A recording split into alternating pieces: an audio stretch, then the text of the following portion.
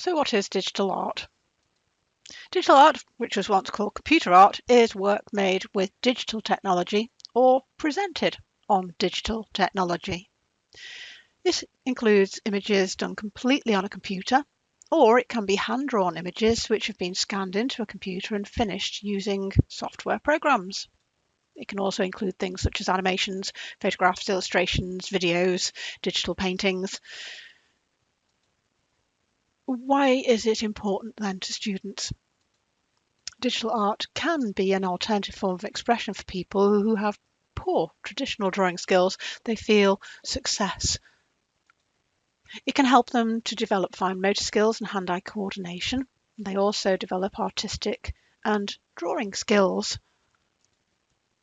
The main advantages of digital drawing are that it's easy to make corrections. You don't mess up your paper. You can easily undo and redo things, and you can edit it really quickly and efficiently.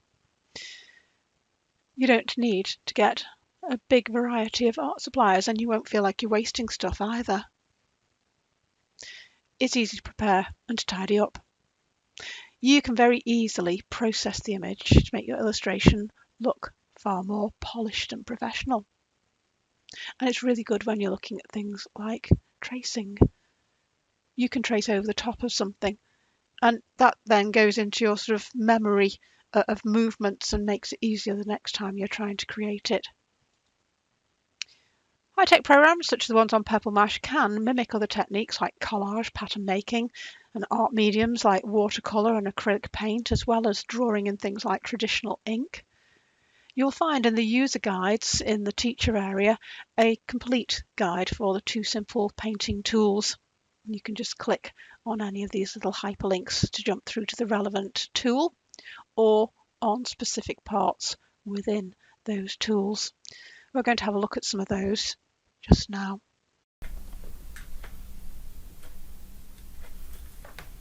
Your digital art tools can be found on your Pebble Mash within the tools area, all categorised together under the heading of art and design. To paint, we'll just open this one. You'll be able to see they're very basic tools. So we have some felt tips, some nice broad ones, and also, if I just scroll through quickly, we have some nice fine tipped ones as well. I have an eraser and these tools available. You can see on here, basic, fine pen, the ability to draw outlines, filled in boxes, similar with the circles here. We can fill in the whole of an area here just by choosing a colour, and my fill pot, fill that in. We've got straight line maker, and we also have the ability to draw things that look a little like fluffy clouds. Let's do that in our brown, and if I just make the thing a little chunkier again, see if we can start filling that, almost like pointillism on that one. I've got, I always call it the fuzzy wuzzy tool, I don't know what the proper terminology is, but you can see here what that's doing as well. The ability to generate rick-rack, zigzag. Get another colour again, making a proper piece of modern art here. We've also got sort of bubble maker. You can add words as well, so we can put text on top of it if we wanted to. There we go. Once it's on there, unfortunately you can't move it round. Discovered that. You can use this little select area tool to be able to cut pieces and then be able to move them around on the screen.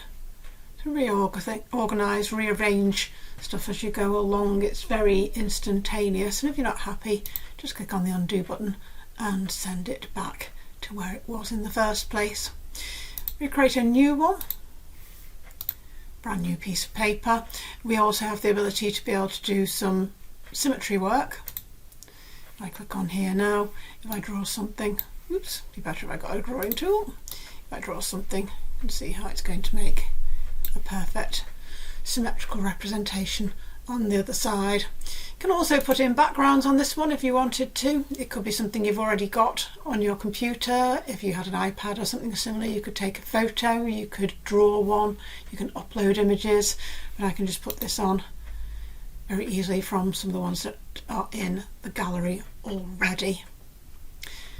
Saves exactly the same way as previously. Save, give it a name. I'll call it image 1, and then that's going to be available to me to be able to use in other programs. Coming out of that one, going into paint projects. So you've got loads and loads of ready-made projects for pupils just to be able to open up and continue using some of the lovely textured pens that are available. If I go into, where shall we go? I think we'll go into the lion and launch that. All we're doing here is selecting the pen. I'm going to end up looking more like a tiger actually, this one, because I've selected that particular pen. He's going to be a tigron. I'm going to give him a lovely mane as well around here. Little elephant in the corner shows you how carefully it's being coloured. If I'm staying inside the lines and that sort of thing, they can all be saved as well. The main one I wanted to look at in the tools was to paint a picture. I'll launch this one. And we can see that we have all sorts of options of different techniques and media to try. The one you open up with, the simple one, is just exactly the same as the to paint project, pretty much. You don't get all those lovely tools though at the top. Let's just say OK to that. You'll find that you've only got the basic felt tip pens and the eraser and the fill tool on here. What is quite nice about this though is if you decided that you didn't want to start off with a blank piece of paper, you can very easily select a colour and the fill tool, and that's your piece of paper. Then if you go to create a new one, maybe we want to use some, let's do a splash I think. It will then ask you, do you want to use that coloured piece of paper you've just created or not? If you say no, it'll give you a plain white piece of paper. If you say yes, it will give you the colour you've already chosen. And then we can vary the size of the splatter that we're going to make here, and also choose from all of these lovely colour tones that are available. Let's just click and splash, and we can then click and splash again. I think I've finished using that particular technique, so what I'd like to try on my new one is maybe, what shall we have this time? I think we'll have some wet paint. Okay, and I'm going to continue working on this same piece. So now I have the option of all of these lovely colours, the amount of water that I'm going to add, and the size of my paintbrush. In effect, the amount that's been loaded onto it. So if I was to take some now, what should we have? A green, I think. I'll just take that across. You can see we've got a certain amount of dribble going down the page, and it's starting to colour mix as well.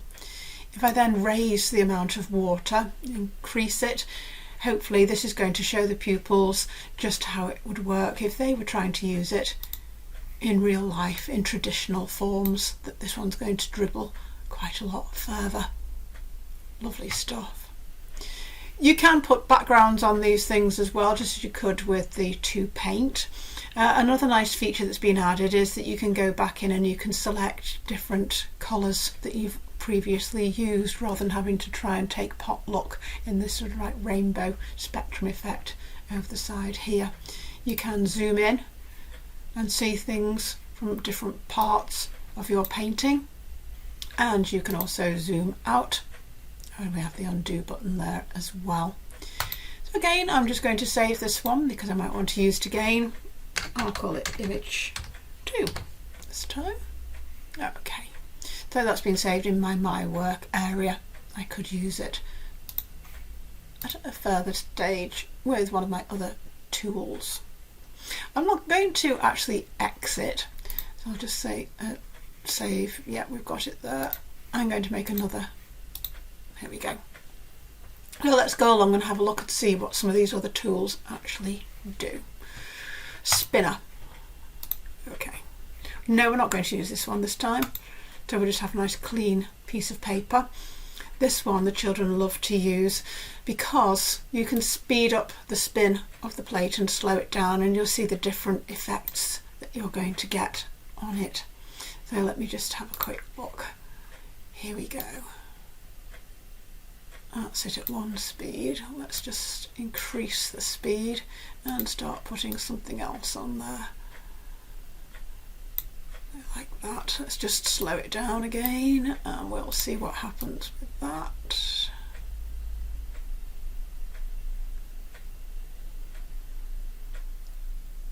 Lovely effect that we can make on there. The next one along is pattern. Quite nice to use this in conjunction with maybe you're doing design technology, you might be doing some maths and repeating patterns. Let's have a quick look and see what it does. We could use that picture and it would show us all of the wonderful things that we've already created using the spinner, and how we could then just click on the buttons at the bottom. Watch your eyes, makes them all go very strange, but I'm going to create a new one. What you have to do is create your image in here and then it's replicated over the side here. So let's just draw a nice flower, I think we'll have there, and we'll put a stalk on it and we'll put a bit of a centre to it. There we go. And then as you can see, exactly the same as before, and I could save it. I'll save this one as image 3. So I'm starting to get quite a lot of stuff that I can use in other tools in my purple mash. Let's do another new one. Slice. This is really good when you're looking at rotation and repeats. Similar sort of idea. I'm not going to use it, but let's have a look and see what it would be like. Yeah, it doesn't work particularly well, does it? So we got that almost as a background, not clever. So what we'll do is we'll just say, no, we're going to go from a new one, and anything that I draw in here is going to be replicated. So let's have a quick look. We'll draw a circle, but then I can change this angle of repeat here. And I'm then going to draw, it has to be between these two lines here, a bit of a wiggle. So we can see how many repeats we've got, and we could start looking at sort of angles and that sort of thing if we wanted to. I'm going to increase our angle now, and I'm going to put a bit of a blob in there. I want something in the centre maybe. There we go. That's a nice interesting pattern. We also have the fill tool on that one. Loads of experimenting that could be done. Let's have a look. We'll call that one image 4. There we are. All ready for us to use. Let's go and do something else. ABC. Let's have a look at that one. This is just a matter of filling in. So whatever we put in here starts to fill in our letters. You can change the pattern that's on here, so I could put my name if I wanted to, and I can add some extra bits of colour in there too. See how it's starting to fill it all in, and I can also change the size.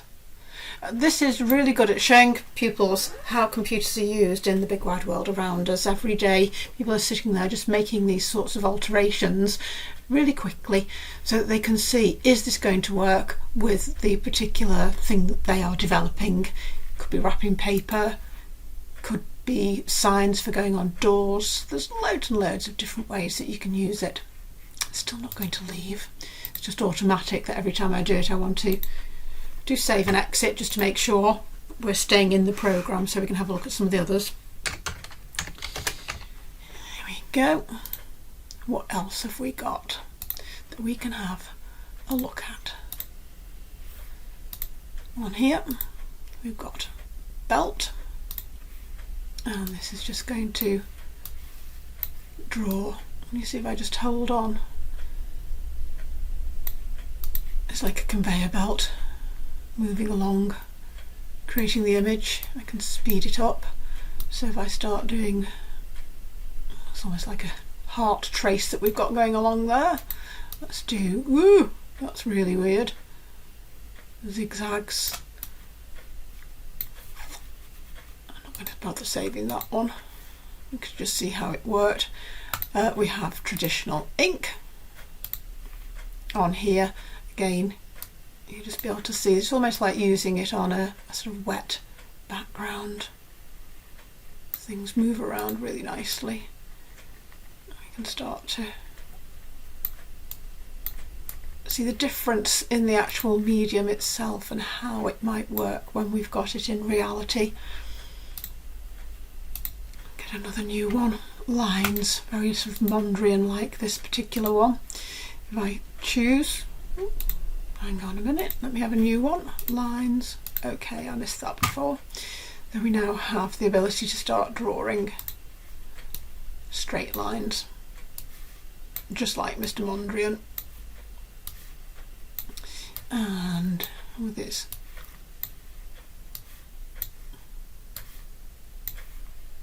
ability then to start filling in the primary colours. Fill tool, there we go, got it. Very simple Mondrian creation. Select the colour, there we go. I think I will save that one. I'm going to save that one as image 6 because I might want to use it later. What else have we got out here? New. Pointillism, that's just like lots and lots of dots. So I'm using it on my Mondrian. Okay, let's do that just so you can see. It's just like having a dabber.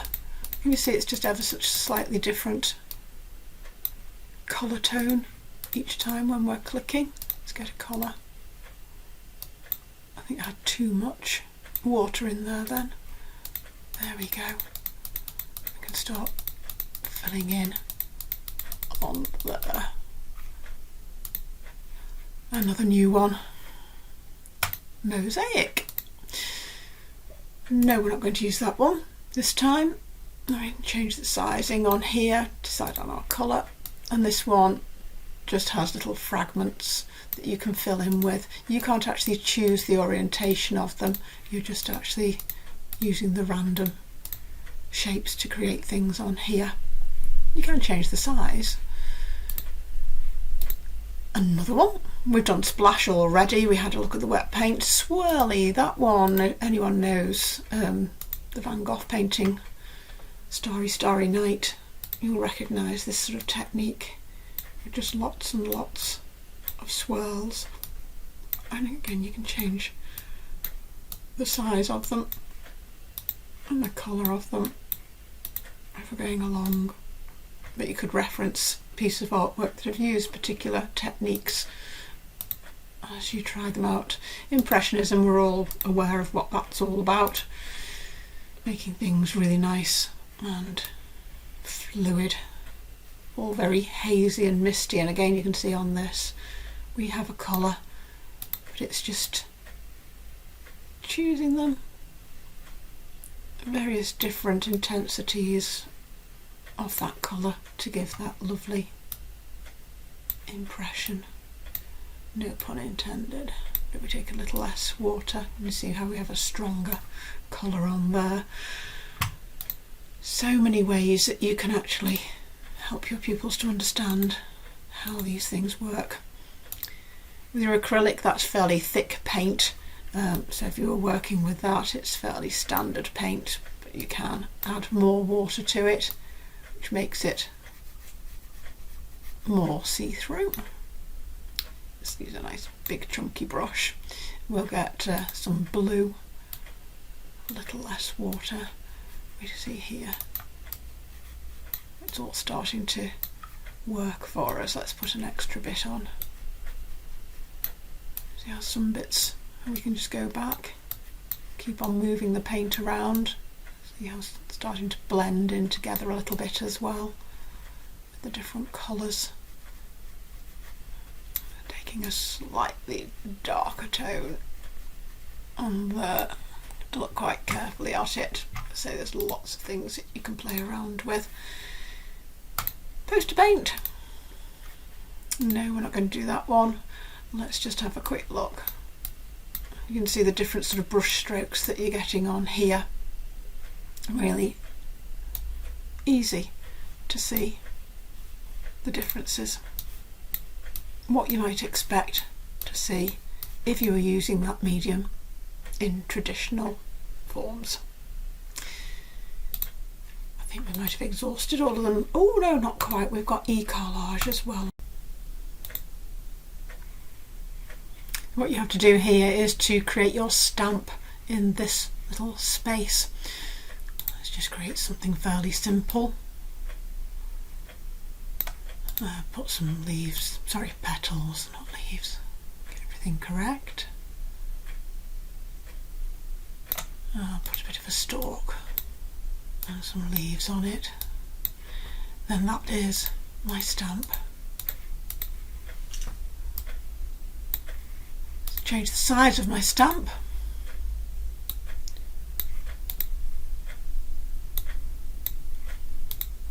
This changes how the colours are represented. See my little slidey bar, what's represented down the bottom. Loads of unusual effects. Again, you can see that you can use the backgrounds and that sort of stuff on all of these as well. I can just go down, let's make that bit a bit smaller and put some more in.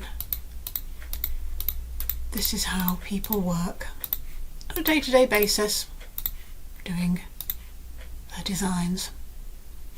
Save that one, I think. And that one's going to be image 6. Oh no, we've already got a 6. Let's have a 7. There we go. Now, we've looked at all of the different techniques and the media that's available on here on To Paint a Picture. Something that we haven't done, if I just go to my simple version again. No, we're not going to use that one. Nice clean piece of paper. What I could do is to use the outline. Clicking on here would reveal that you have a face. We can move these points, looking up, looking down, looking to the side. It keeps everything in proper proportion. By using this little toggle, I can also enlarge the face. I'm just going to use a really fine pen if I can, and I can trace over the top of that. Oops. It's a bit too fine. My tracing isn't too bad. This is what we were talking about earlier, not being able to mimic things, practice them. Ooh, I'm going to put a proper smile on him there, and his neck. Then when I've finished, I can just go to outline and remove that little template and start filling all of the different bits and pieces in. Let's have a look at the next one. Outline, get the whole body on here.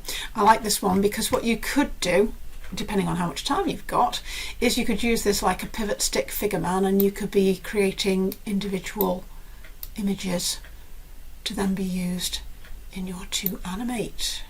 So we can gradually just alter the stance of the character.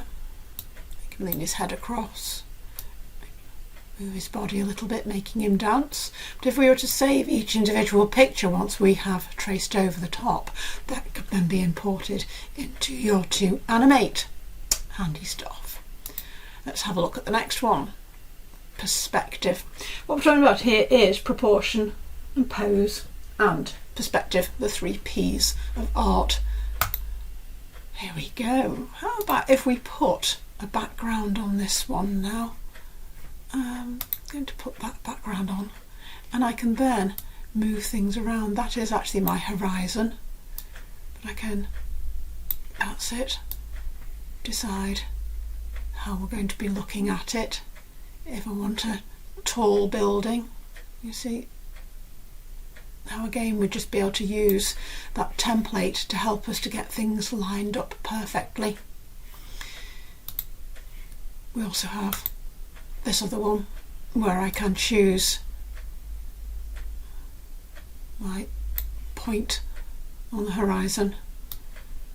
I can move backwards and forwards to get things set up exactly how I'd like them to be before I then start using my pens to sketch around, make my basic outline before I then start making things a lot more involved. For example, on here I've chosen my vanishing point, and what I want to do is a road that's maybe lined with some trees. It doesn't always have to be a solid object. Let's just go down, we'll find an appropriate colour for my road.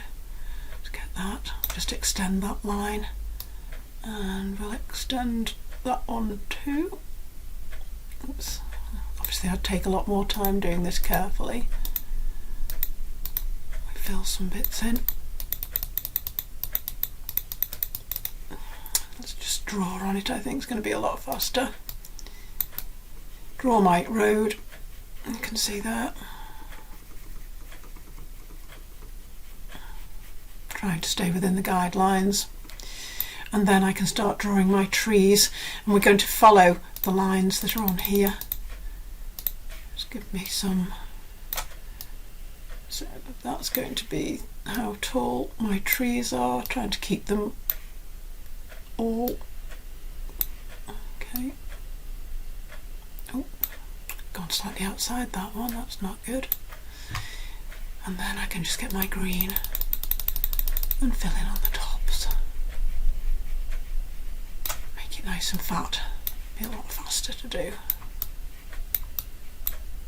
Okay, just trying to stay fairly well inside those lines, but you're getting the general gist. Really I should have been making that a bit smaller as I went along as well, but you get the general impression of how that's then going to start working for you.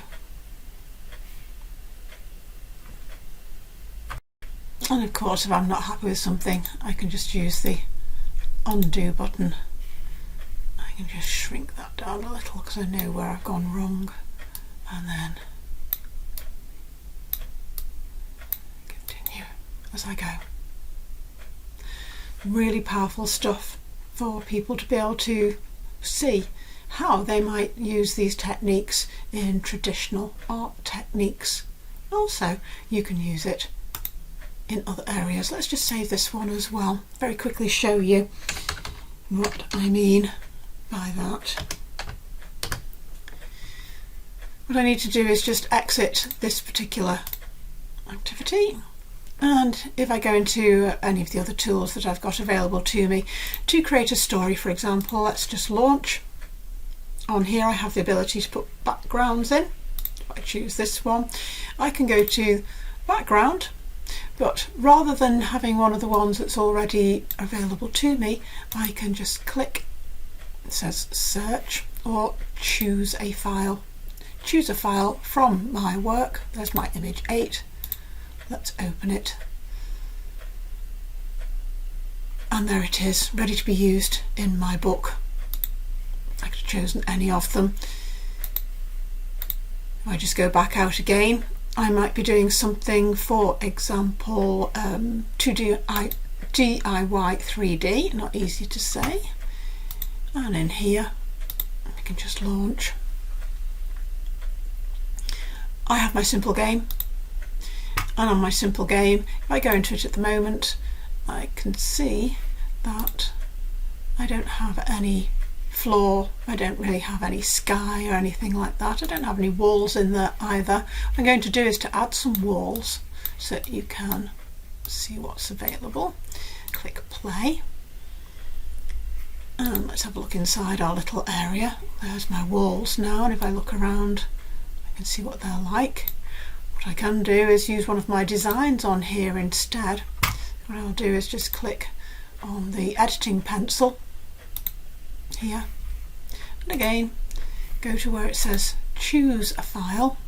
I think we'll use our lovely sort of sunflowers there. It's importing that into the other tool. Yeah, that looks okay to me. And now it's changed it, so when we go into our game we have a completely different look to it. It's very 1970s wallpaper to me. As you can see, you can alter things, you can change them, you can import them. You could use these as backgrounds for computer games, reports, stories, animations. They're all kept in the My Work area just to be imported and used as and when you wish to. So that's how digital art can help with everyday work, speeding things up, making them look quite professional, trying things out and seeing what's going to work best.